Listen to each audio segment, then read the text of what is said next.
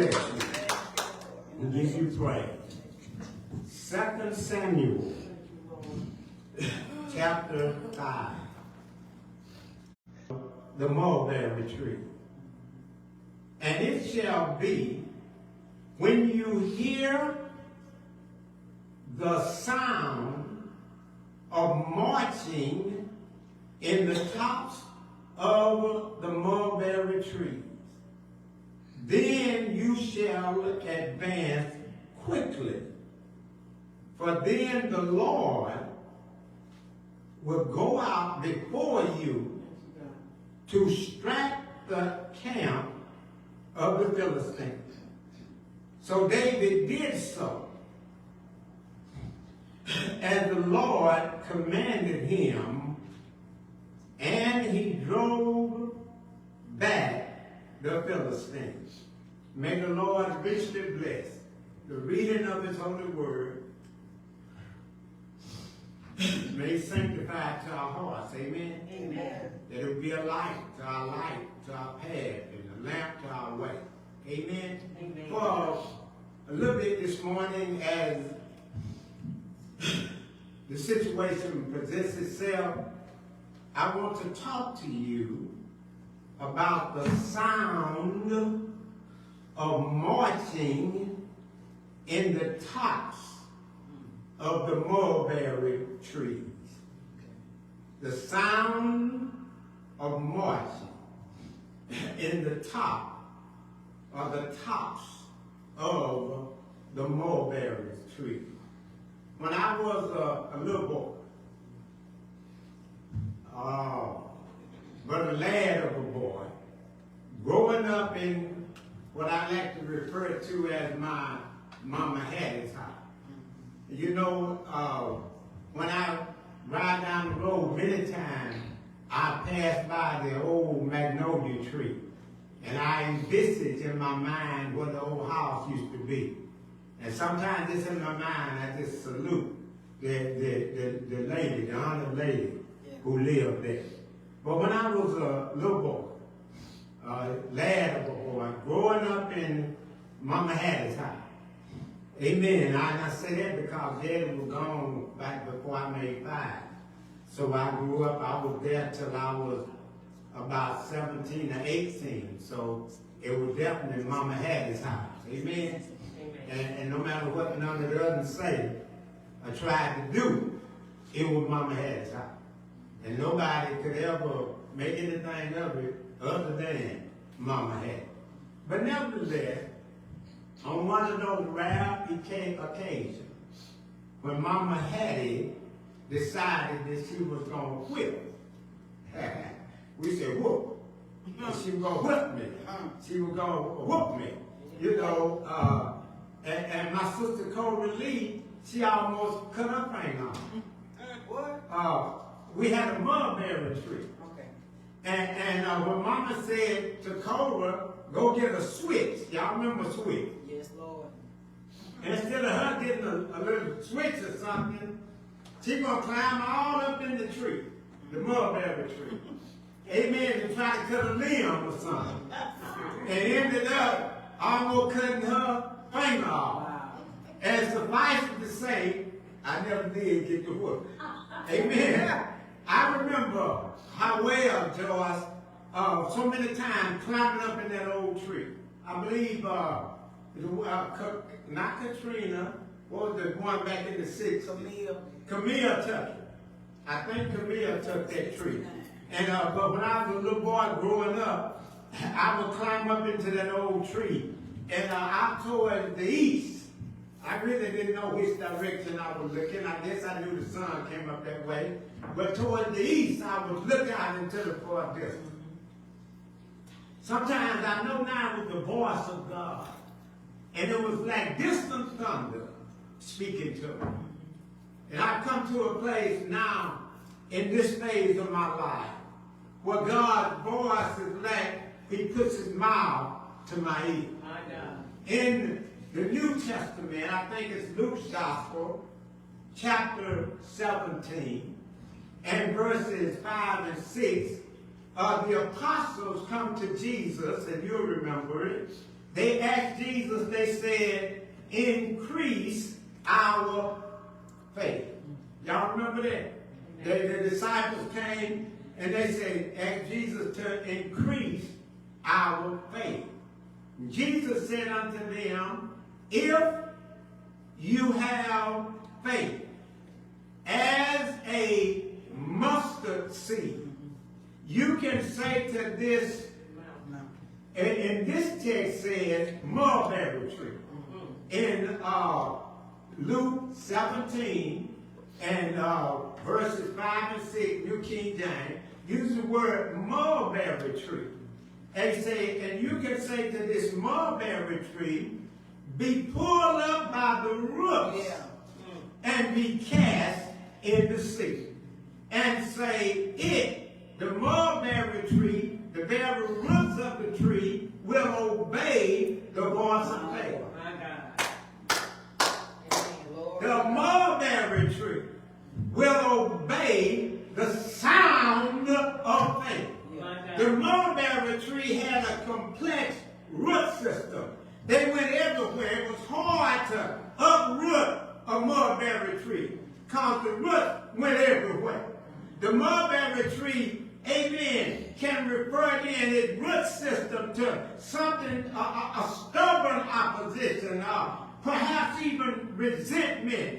And Jesus uses this parable to show that faith, no matter how small faith is, can overcome great obstacles, great challenges, and great situations. Amen. I submit to you this morning that there is a sound. It's a sound can be made by your own voice. Amen. There is a sound.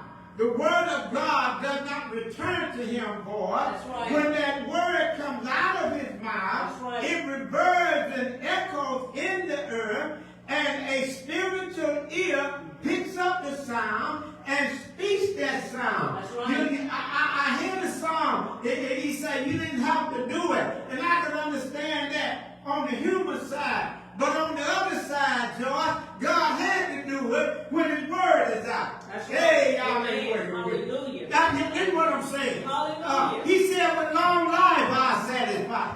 Hallelujah. So he had to do it. Not because of us, not because of the way we were acting, but because of his word. Amen. I submit to you this morning, there's a sound. Amen. That must be heard by the church. There's a sound. Hallelujah. That must be heard by the body of Christ. Hallelujah. In each and every generation. There's a sound right now of praise and worship that's going on before the throne of God. And as we praise God in the earth, and as we have spiritual ear to pick up and allow our praise to flow with the praise that's going up around the throne of God, the Bible tells us that God inhabits the praises of his people. What does that mean? That means that God draws near. Glory. So God is everywhere present. But many times he has nowhere to be enthroned. God is everywhere present. But many times, even in our churches, there's nowhere for him to be enthroned. There's no praise. There's no worship. There's no lifting of holy hands. There's no hallelujah. There's no thank you, Jesus. Amen. This particular sound that I'm talking about, in each and every generation, emanates, penetrates, come from the throne room of God. In the old days, Martin Luther heard a sound for his generation. And that sound was, the just shall live by faith. The Reverend Dr. Martin Luther King, in his generation, and in our generation, he heard a sound for his generation, that all men are equal unto God. That means he made that sound, he heard that sound, amen, the I have a dream sound. Abraham said to Elijah said to Ahab, there is a sound of a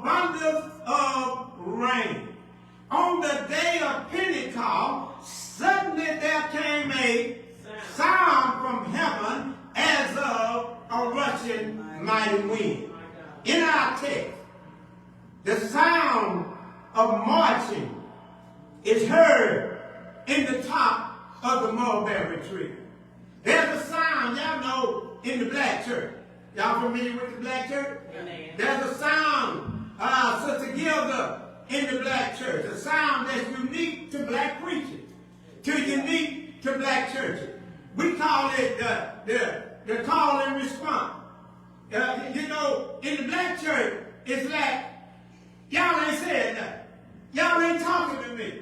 So it's not a dialogue. Amen. It's not a monologue. You know, it's a dialogue.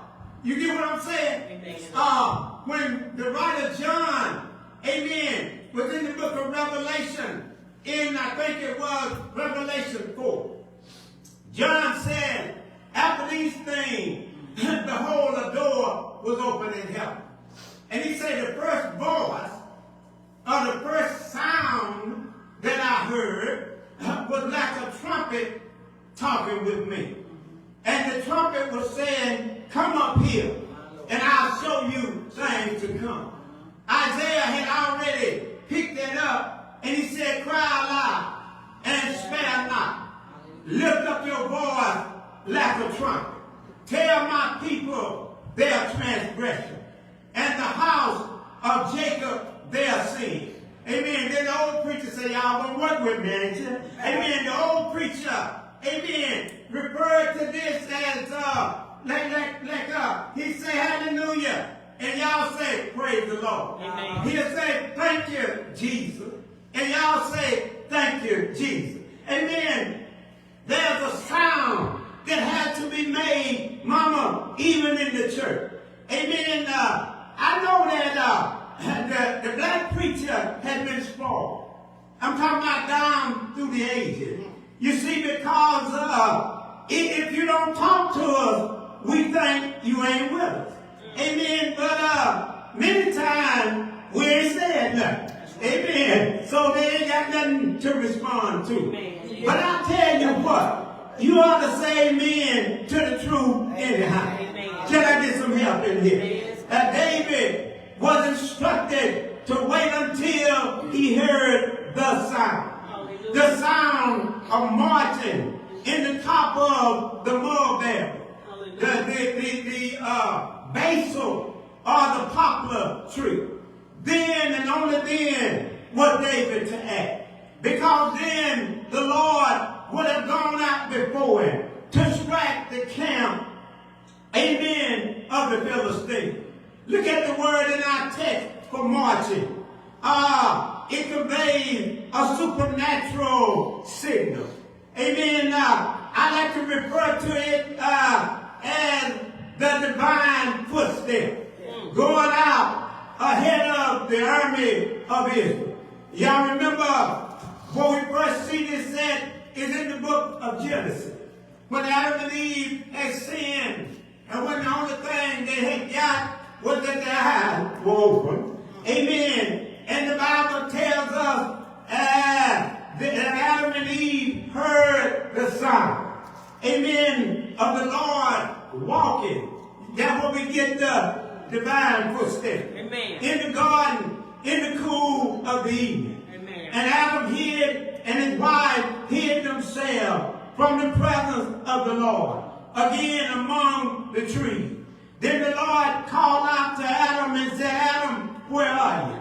And so Adam said, I heard the sound of your voice. I heard you walking in the garden, and I was afraid.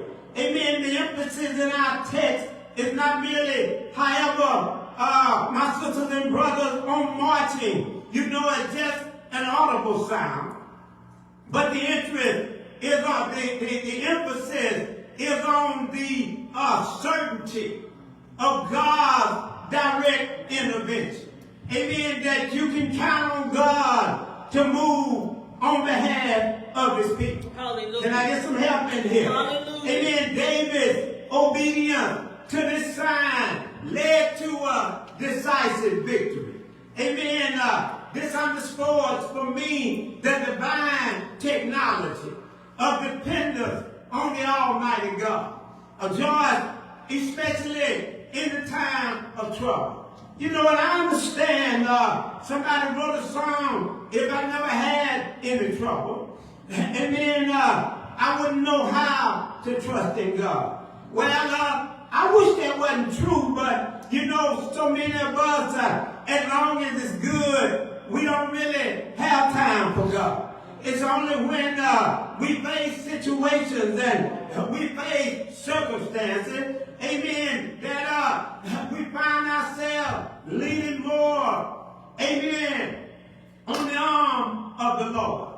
David's obedience. Somebody say obedience. Obedience. David's obedience to this sign, this sound of marching, amen, leads us to better understand, amen, how we can have success, amen, on Tuesday in spiritual warfare. Amen. And don't just see it as a courtroom situation, Hallelujah. but understand there's spiritual warfare going on. Hallelujah. And we can learn how to flow from waiting on God's initiative. Amen. Rather than trusting in the arm of our own flesh. Hallelujah. Amen. The audible marching. Or just the divine footprint. The divine footstep.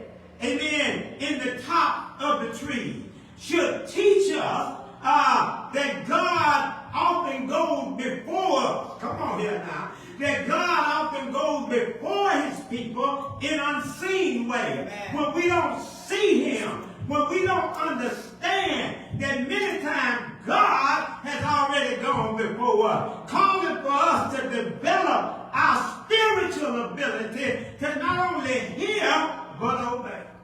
Hallelujah. Amen. The door open there. I don't know. Hallelujah. In 2 Samuel chapter 5 and verse 15. Are you still with me in the text? Amen. And when the Philistines heard that they had anointed David king over Israel, all the Philistines went up to search for David.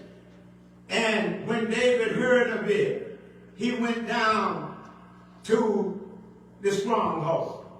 After David was anointed king, amen, the Philistines advanced on his stronghold at Jerusalem.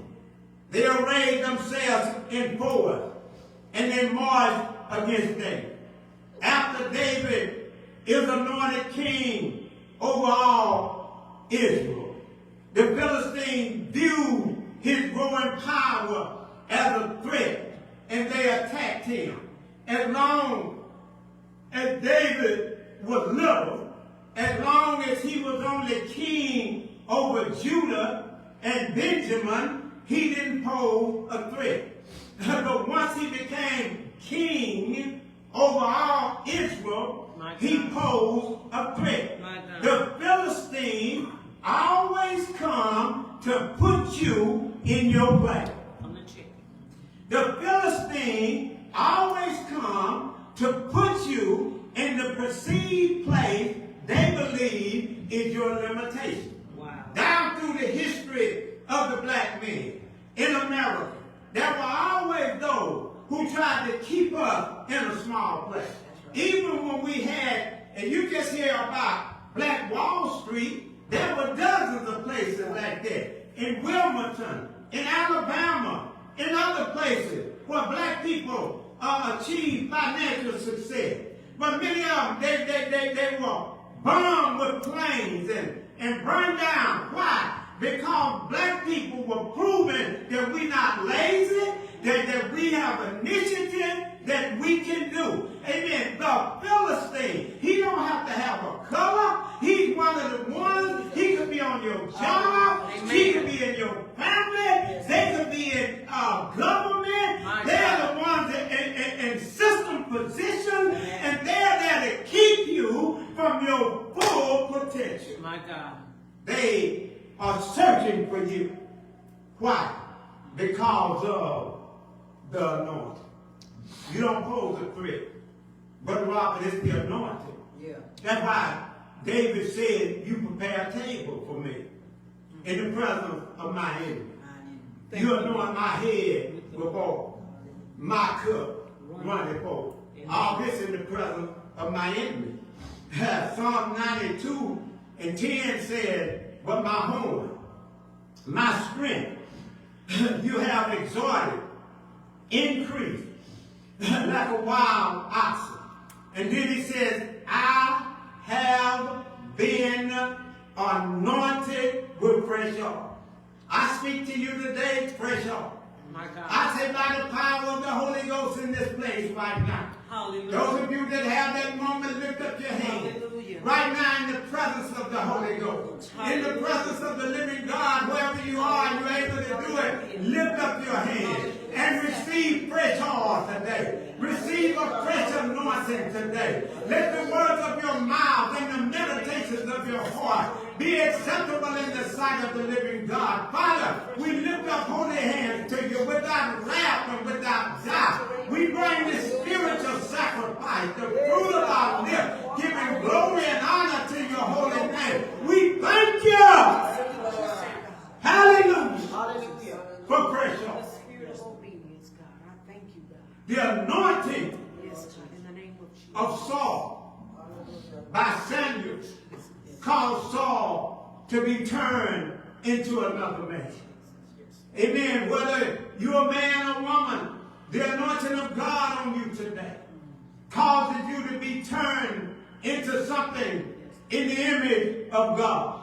Amen. And in this moment, just like Saul, Samuel told him, said, amen, this anointing gonna give you the potential to do as the occasion demands. Because God is with you. Now in the case of David, David was anointed 3 times. How many times was David anointed? 3 times. The first time, he was anointed by Samuel at Bethlehem in the midst of his brothers. Y'all remember that, don't you? You remember? Every time one of them boys, Eliad and Abinadab, Shema, when they came before Samuel, and some say that Samuel will hold the horn all over or whatever, the oil wouldn't flow. That's right. And some people say, well, maybe it wasn't no oil in it. It was not that it was no oil in the horn. The issue was there was no corresponding something in the board that could make the oil in the horn flow. Right. Amen. The oil just don't flow, Joy. You got to have, even if they pour the oil on you and you don't have nothing in you to correspond or identify with it, then you just left out with a greasy hand. My God. You just left out with a greasy hand. David's second anointing was when they anointed him king over Judah. And David's third anointing is what results in our text here, where they anoint him king over all Israel. Now you got to understand that the anointing, the yoke shall be destroyed because of the anointing. Yeah. You got to understand that the Bible teaches us, do not touch my anointing, anointed one, and do my prophet no harm. Even in the New Testament, in 1 John, John said, but you have an anointing from the Holy One. So when David was anointed, and he heard that his enemy had come down to get it, our text says David went down to the stronghold. David went down to a fortified place. He went down to a place of refuge, somewhere where he could seek counsel and guidance from the Lord. Amen. We all need our stronghold. You know what I mean? I'm talking about when we need to seek the Lord. We need a place, amen, that we can pray. We need a place that we can strategize. Amen. Jesus said in his teaching on prayer, but when you pray, go into your room. And when you have closed the door, pray to your Father who is in the secret place. And your Father, who is sees in secret, will reward you openly. We all need a secret place. Amen. A stronghold where we can be alone with the Lord. Amen. Can I get some help in here? Hallelujah. Amen. We got to keep in mind that literally a stronghold is a place of defense. And so we're talking not only literally by David, but we also talking figuratively as we find that place that we can retreat day by day, week by week, month by month, and we can consult with God our Father, with Jesus our Lord and Savior, through the indwelling presence and power of the Holy Spirit. Amen. Can you say hallelujah? Hallelujah. Can you say praise the Lord? Praise the Lord. Hallelujah. I like what Psalm 27 said. Though an army shall encamp against me, amen, my heart shall not fear. No war shall rise against me. In this I'll take confidence. Hallelujah. Amen, that I may dwell in the house of the Lord. Hallelujah. All the days of my life, to behold the beauty of the Lord. Thank you, and Lord. to inquire in his temple. Thank you, Lord. Now don't just limit the temple, amen, to this building. Amen, because our bodies are the temple of the Holy Ghost. So we're not just looking for a physical place, amen, but we're looking for a spiritual place. Amen, where our heads can be lifted up above our enemies round about. Amen. I don't have time to talk about the other side of the stronghold. Amen, where Paul talks about how the enemy tried to put strongholds in our mind. He tried to put imagination that bring themselves up against the knowledge of God. And you know, amen, when the doctors say one thing, amen, and you believe in the word of God for something else. Amen. Amen. Look at our text in 2 Samuel 5 and verse 18. The Philistines also went and deployed themselves in the valley of Rephaim. This valley is also known as the Valley of the Giants.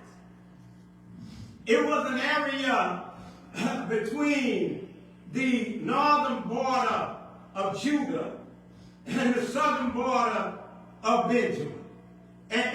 But by the name Rephaim, which refers to giants, it gives us an idea of some of the things that we are facing today in the United States of America, where we are facing insurmountable and formidable opposition to democracy, or even other things that you face today, whether spiritual or physical or financial or relationship, anything in this world or in the world to come, we can say hallelujah by faith because of the blood of Jesus. Hallelujah. And that even though the giants are legendary, God had the ability Hallelujah. to overcome every situation Hallelujah. and every circumstance. Hallelujah. Somebody say hallelujah. Hallelujah. Somebody say praise the Lord. Praise the No Lord. matter how big your situation Yes, God. is, no matter how overwhelming the threat Hallelujah. is, God is still the God of the Yes, breakthrough. God, you are sovereign, God. Hallelujah, God. I say the God of the breakthrough. Hallelujah. I say the God of the breakthrough. Hallelujah. In verse 5, Hallelujah. 2 Samuel 5 and 19, David inquired of the Lord and said, shall I go up against the Philistines? Will you deliver them into my hand? And the Lord said to David, go up, for I will deliver them. I will doubtlessly deliver the Philistine into your hand. Instead of immediately fighting, David inquired of the Lord. We got to learn how to trust in the Lord. Amen. And lean not unto our own understanding. Amen. The Lord responded in verse 19 to David by telling David to attack. when David attacked at the divine instruction, amen, he won a decisive victory. And therefore David called the place the Lord of the breakthrough. In verse 20, amen, David said, he went to Baal Perazim, which is interpreted, amen, the Lord who broke through my enemy. The word Baal Perazim means the Lord of the breakthrough. I know that we face a situation, Mama, and I know, sisters and brothers, you face a situation. But I want to tell you today and preach to you about faith, the Lord of the breakthrough. Amen. That God is still powerful like a flood to break through the breaches of your situation and break through the breaches of your circumstances. That God is able, amen, to inflict casualties upon our enemies. That David was able to inflict a major victory. Why? Because he followed the Lord of the breakthrough. Can somebody say the Lord of the breakthrough? Amen. When Joshua was over by Jericho, he saw a man standing there with a sword in his hand. And Joshua went up to him and said, are you with us? Are you for our enemy? And the man said, no. But as the captain of the host of the Lord am I come. God got an army, amen, that Jesus said, if I needed, I'd pray, and God would send legion, amen. So we look at God's sovereignty, amen, through him defeating a giant situation. Amen. When we face, amen, unstoppable earthly and spiritual foes. Amen. We may not see it, but we have to believe that God is with us. Amen. Amen. That we don't walk by sight. We walk by faith. Amen. And not by sight. Amen. God has broken through my enemies by my hand. In other words, I think it was Vincent Hossa, the late Archbishop, said, if need be, God will intervene. Amen. I understand that we live in a crooked and a perverse generation. Amen. And I also understand in our text in 2 Samuel 5, verse 22 and 23. Amen. Because we defeat the flesh one time, that don't mean the flesh won't try to come back again. Hallelujah. Because we defeat the enemy one time, that don't mean the enemy won't try to come back again. Amen. The Philistine returned to the same battle. Amen. And David don't just run out and try to do it the way he did before. You know what Samson said? I'll just go out and shake myself like I always did. Well, I remember in the old church, we used to do this and we used to do that, but a lot of time we didn't seek the Lord for the moment. We got to learn how to trust in the Lord in the moment. In verse 24, the text says, when you hear the sound of marching in the top of the mulberry tree, amen, then you got to learn how to move quickly. Amen. The audible marching, amen, of the divine footstep in the top of the tree lets us know, amen, that God was going out ahead of them. My sisters and my brothers, as we learn how to walk by faith, amen, and not by sight. Oh Lord, we can learn how to trust in the Lord. Amen. How many of y'all remember in Sunday school? Oh Lord, talking about when the children of Israel came up out of Egypt. Amen. And the Red Sea was in front of them, and mountains were to the right and to the left and to the right, and they heard the sound of marching of Pharaoh's army coming up behind them. Oh Lord, and they began to be afraid and cry out, and Pastor Moses tried to encourage them. Don't worry about the way it looked. Don't be afraid. God is still with us. Amen. How many of y'all know today, amen, God is still with us. Amen. That means he's with each of us individually. And Sister Kathy, he's with us as a group. But we got to learn how to lift up the rod that's in our hands. And we got to learn how to stretch out our hands over the sea. I know today that I got people in here who still hearing the sound of the words of their doctor visit. Amen. Marching through the corridors of their minds. I know there's people maybe listening out there, hear the sound of the marching of loneliness. Maybe the children have grown and gone. Amen. Maybe the grandkids don't even check on you. The sound of many things in life continually march through the altars of our mind. Oh Lord, but you said something, and I'm going to paraphrase it with the words of Jesus.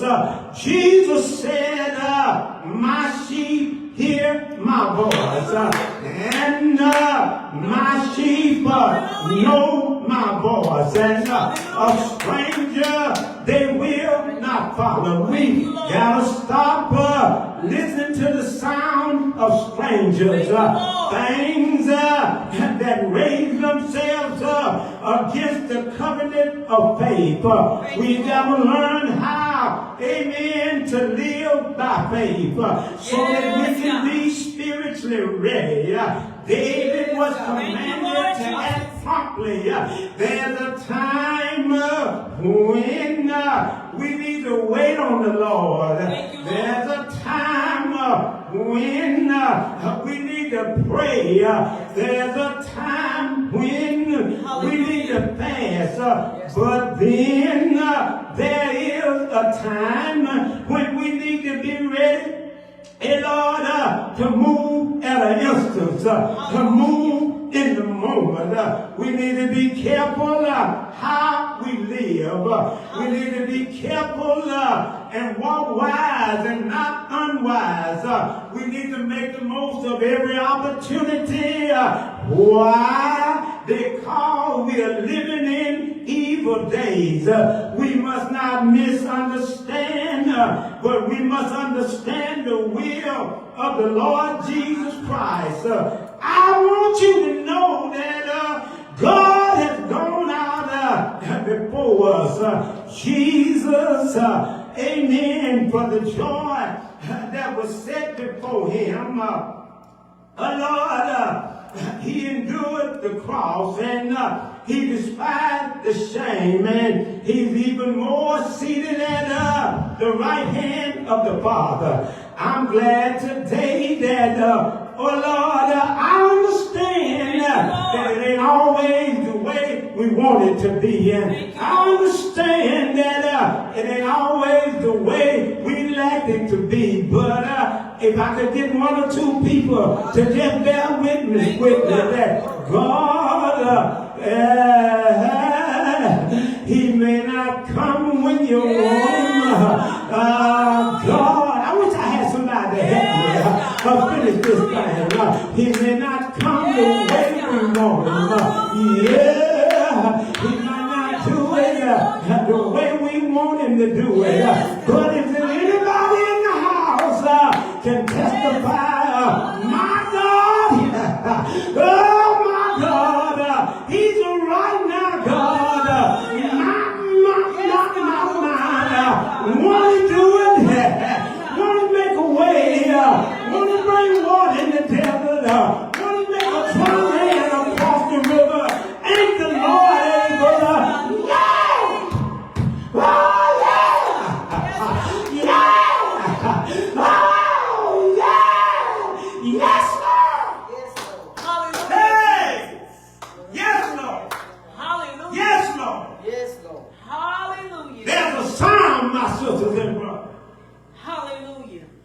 sound of marching in the top of the tree.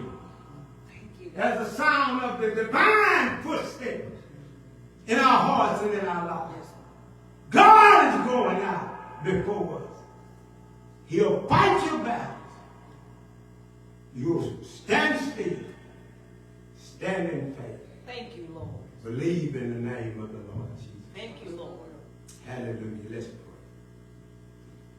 Come on, let's pray. We give your name praise, God. We worship you. Thank you, Lord. Hey. Thank you for the sound. The sound of rain. The sound of marching. The top of the mulberry tree. The sound of the rushing of the wind. The sound that around the throne of God as they cry, holy, holy, holy. We thank you today. Everyone standing. Everyone standing. Lift up your hands to the Lord. Receive now in this moment everything that has your name on it. Receive it in this moment.